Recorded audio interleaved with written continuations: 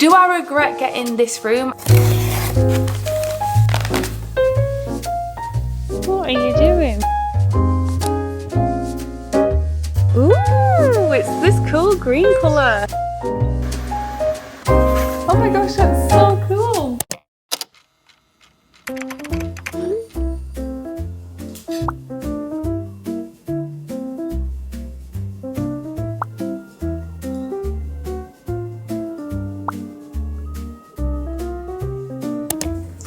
Oh, hello. Okay. Oh, I'm so excited to try this out. Where's my little cat paw print? Ah!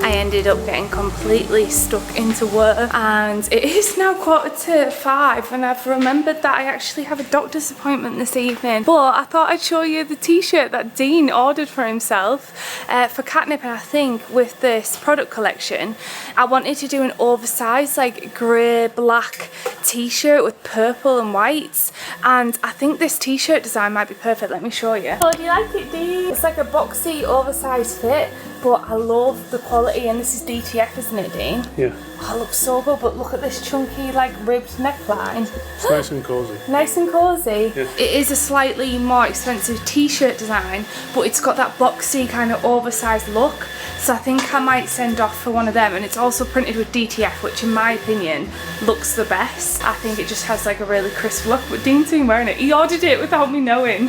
He like just had an experiment and sent off for the design and everything. So yeah, I'm really excited for that. I'd also like to have a long sleeve like Y2K t-shirt, like kind of skater girl / skater boy t-shirt with like a vampire on the front, or even a big graphic on the back and something mini like Martian Bartholomew on the front. So I'll see you in the morning when we'll be getting our sketches out and making some progress on this new collection.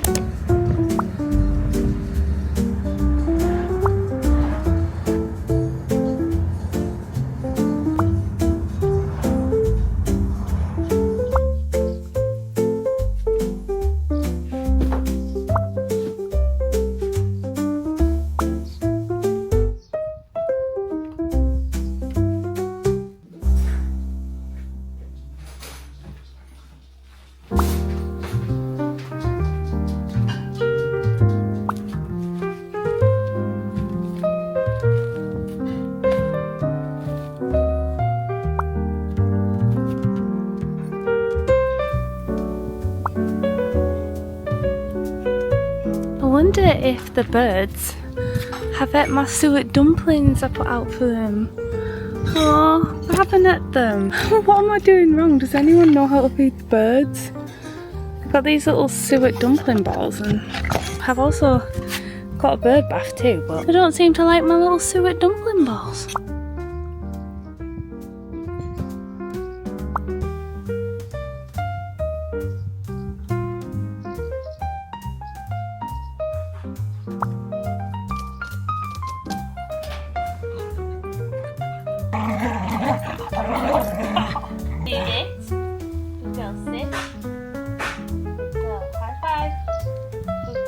Look at it! We've literally had such a rubbish summer. Every opportunity that I get, I leave work and I sit outside in my back garden. I also forgot to bring my laptop home from work and I needed to post my Katnipp Creators challenge, so I might just have a night of relaxation and sketching for the new products.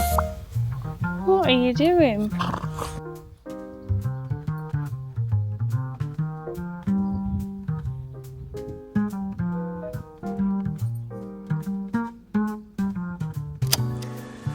It's been nice to finally soak up some of the summer, I'm not gonna lie. We have not really had a really great summer here in England. It's been a bit miserable, so any chance I get, I've been like going out on walks, doing hikes.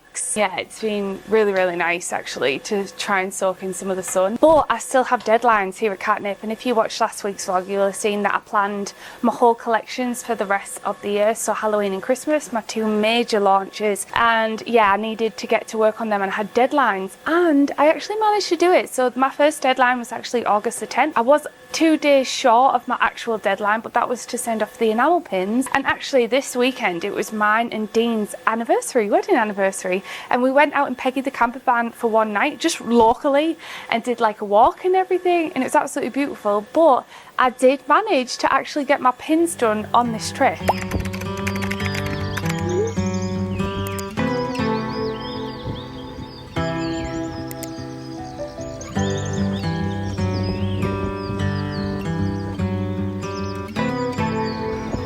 At this, so cute. I've been trying, only crying a time or two, telling myself somehow we will make it through. I believe you and me, we're gonna be fine.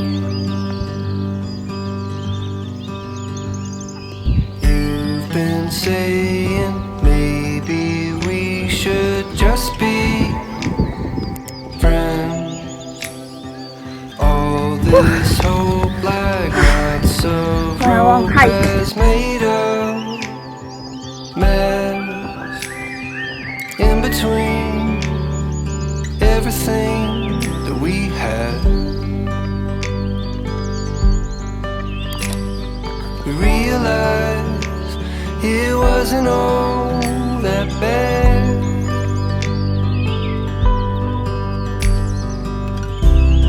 It's hard to believe that we're coming undone. So yeah, I sat there and I illustrated my new pins. So this one is the Vampies collection. I think this would be so cute. I can't wait to see this all be pulled together. I think having this gothic purple range is going to be something so different here at Katnipp, and something I'm personally really looking forward to. And then this one was my Christmas one, and I'm also doing some extra Christmas pins because we sold out of my Ginger and Spice classic pins, so I'm going to get them remade with my current manufacturer. So there's going to be the bonus pins and then the Coquette Christmas range. Very excited about them, so I'm glad I managed to send them off. I actually sent them off straight away, and we're currently in the process of just reviewing the artwork and then giving it the all clear, and they should be getting made. So that is the plan. But also, one thing I want to do today, while we are having a little bit more downtime, even though it's not technically downtime, but I don't know when else I'm going to be able to get unboxing this, I wanted to try out my new laser engraver that I got. So I've been seeing this all over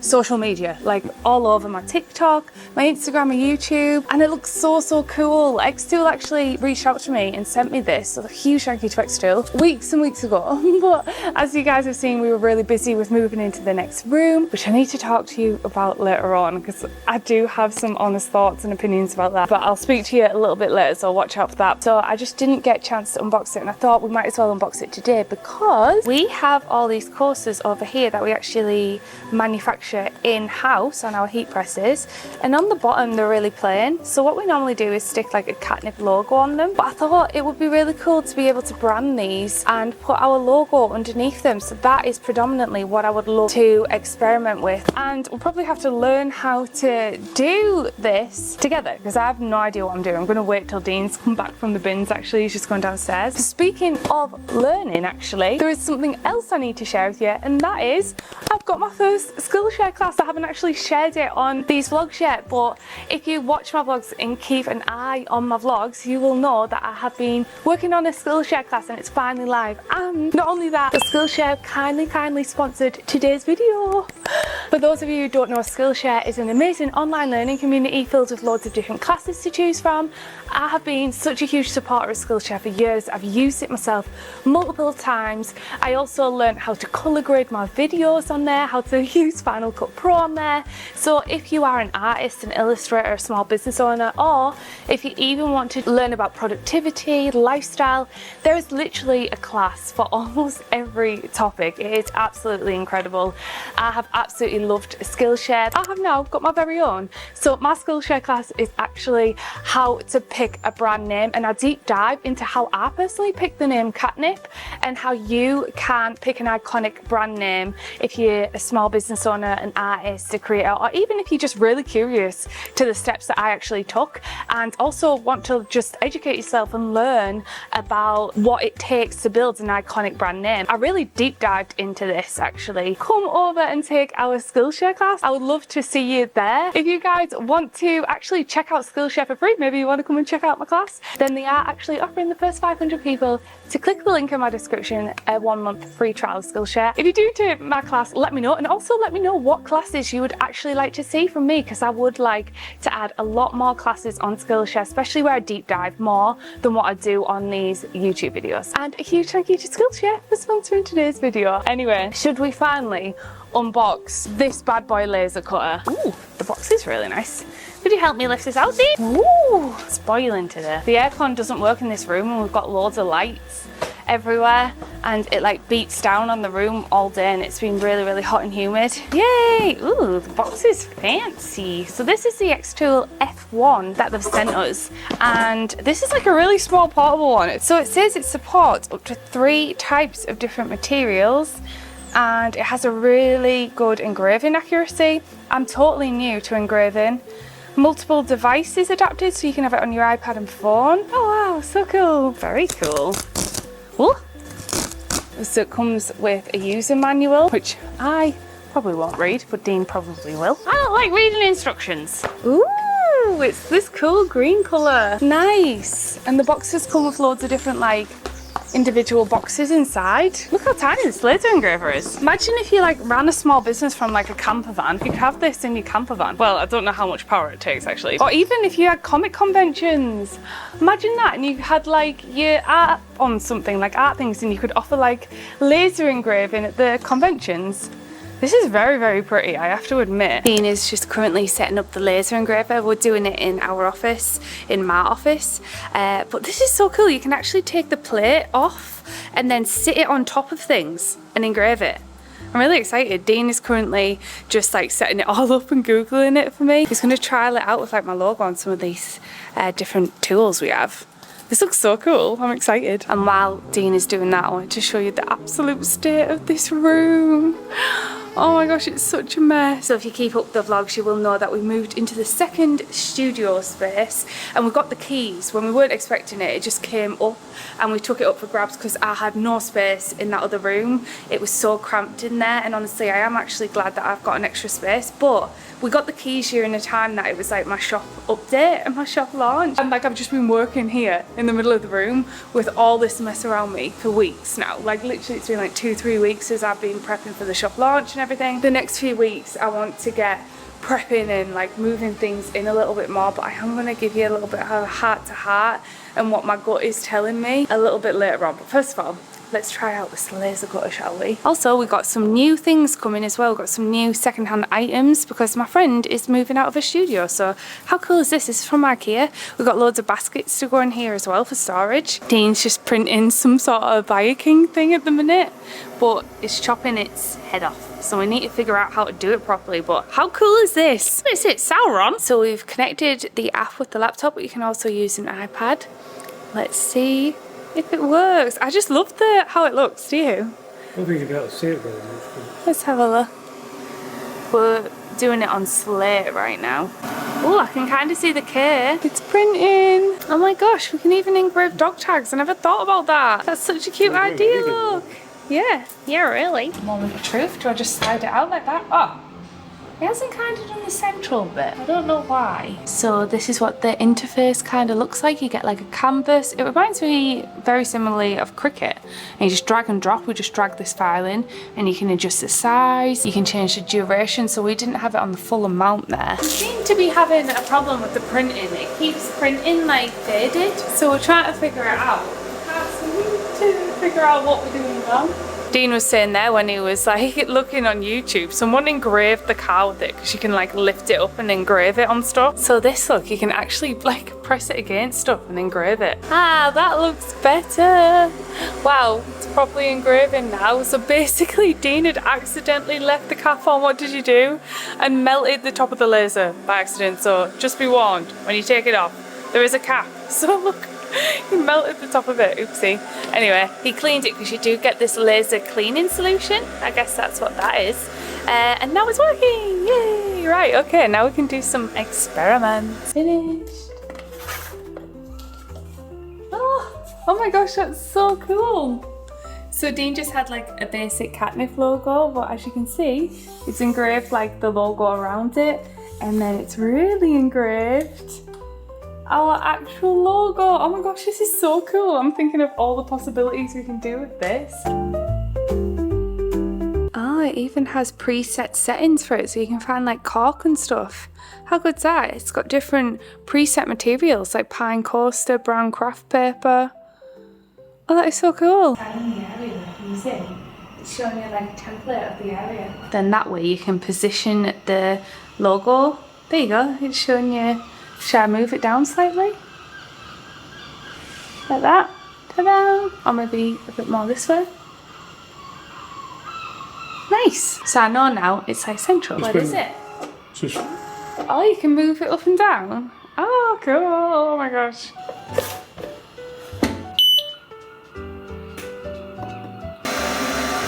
Whoa! Wait a minute, there's multiple lights going on at the same time. Oh my gosh, that's so fast, isn't it? The logos.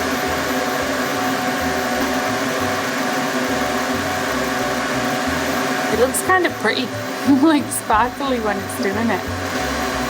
Wow, that was so fast. Oh, that's so cool. Oh my gosh, look. I can now like brand my courses on the back. Ah, we didn't put it in the right way, look. But yeah, you can turn the power down. This is obviously really, really strong, but we haven't done it right. We'd have to position it right. But how good's that? Should we try it on a mouse mat as well? So I've just Googled if the material of my mouse mats is safe to engrave, because that is something to take into consideration when you're laser engraving. It has got a little pipe here that we're kind of, an exhaust pipe that we're piping out the window. But obviously it emits and burns things, so certain things cannot be laser cut. And I did just Google if our mouse mats, because you can laser cut onto rubber for stamps, so I could make like little mini Katnipp stamps. Anyway, I'm getting ahead of myself. But it's a certain type of rubber that you have to get, and the rubber on a mouse mat is neoprene or something like that. And I quickly Googled it and it does emit chlorine, which isn't obviously safe. I don't think I'll be able to back stamp the back of our mouse mat, so that'll stay with the sticker. But Dean is just laser engraving another coaster, so I think we'll add branding to the coaster. Obviously there's a lot more things you can do with laser engraving than just branding. How good would it be for like conventions, for like convention artists and stuff? You could take this and offer like custom laser engraving there and then, because it's so fast. How good would that be? Like imagine you could get like blanks with your designs on, and then you could offer dog tags and everything. You could open like a whole new business with this bit of kit. You could just supply like dog tags and stuff. It could be a pet business or anything. Look at that. It's a froggo. And now it's engraved with my branding. Very cool, I'm very impressed with that. So the reason we had issues straight off the bat was just purely because we'd burnt it a little bit and it needed, like the head needed cleaning, but now it's working completely fine. You just slot it in, you put it in the machine. It's got loads of different presets to help you out, or you can create your own custom defined preset. Perfect! How cool is that bit of kit? Anyway, I'll leave an affiliate link in the description if you want to check it out for yourself. Not really using it to its full potential at all. Honestly, having a laser engraver opens up the potential to do all sorts of stuff as a small business owner. You can make your own earrings, you can engrave on like metals, jewellery, all sorts of stuff. And also one thing I have been pondering over since I got this room, and what I was mentioning earlier, is I almost feel like we've kind of outgrown this location. I know that sounds crazy because I've just bought this room, but you know, if you've watched the vlogs where I got the keys, I was umming and ahhing. One thing I do like to do on these vlogs is keep like a documentation of like my business journey and everything, as you guys know, and I always share my honest thoughts and opinions as we're kind of approaching it and as we're going out. And when I moved into this room, you guys know I was a bit like apprehensive about it because it was too big for what we needed. I just need a little room with my desk. I wanted like a cute little office where I could do my work, do my editing, put my headphones on and just edit away. If anything, what we need more of is actually studio space room for like stock, inventory, tools like this laser engraver or new printers or whatever we want to expand. And I also wanted a photography workspace, but that being said, this room still is too big, and there's a few issues I have with this building now that we've noticed over the years. So we have actually been in this building since 2020 and we absolutely loved it. It was a really big leap from our very first studio back in Mask, which I absolutely loved. But there is some problems with this building in general. One, the parking. There is absolutely zero place to park here. Second point, point, which is the lack of loading facilities that they have. Also, they are doing some renovations to the town and right next to this building, which is why I've moved out of one of my original rooms over there. The reason I moved out of there is because they're doing heavy building work for the next like 3 years. Not only was it hard to get a big van in to say load out my plush toys, for example, because I do remember when we got a shipment in of Gingy and Bumblebutt, they came on these pallets because there were big plush toys and there was barely any place for the van to park. We had to load down the pallet, but the lifts here as well don't have space for a pallet. So anything we get delivered on pallets, shipments, boxes or anything, we have to split down downstairs in this like corridor where the public like kind of come and go, and then we have to load it into the lift, take it up, come down, load it into the lift. So as you can see, this is a bit of a like logistical issue, and it often puts us off buying things in bulk, particularly like packing supplies, because it is just a nightmare to buy it. It's easier just to get a box, we can put it on a trolley, but obviously that means it's more expensive as well. And then the fact that they're doing building work for about 3 years, I think it's going to take, which means they've blocked off the loading even more. So they've blocked most of the footpath off. One thing I've come to realise is our studio is set up like a studio, like a warehouse almost, like a mini Katnipp warehouse, and we need more space. Like it'd be great for like extra racking. At the minute we're okay, but eventually I do want to grow.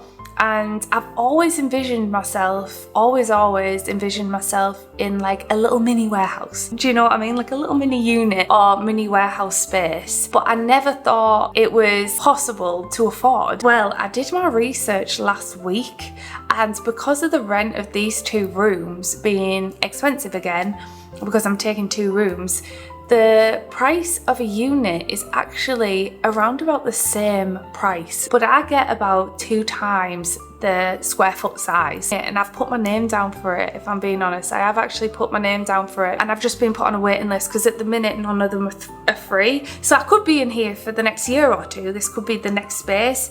But I don't feel like it's Katnipp's final space. It's just the next chapter in Katnipp. We're always changing and evolving. But I think logistically, it does make sense to go into a more mini warehouse space next than this. Just in terms of our deliveries, one thing we want to do as well is wholesale. And obviously if we're doing wholesale, we'll need to get things to and from on pallets. Now having a unit space means we can like pull up the roller garage doors, the people can load in and out. Again with our post as well, the postman can come to our unit, open his van, and we just like give him it there and then. Whereas now we have to drag down all the post bags to the lift, sometimes doing multiple trips. So it feels like logistically the next step would be to get like a little mini Katnipp warehouse. I feel like I wanted to share that with you and where my thoughts were at, so it wasn't just a surprise if anything does happen, but like I say, we could be in here for the next year or 2.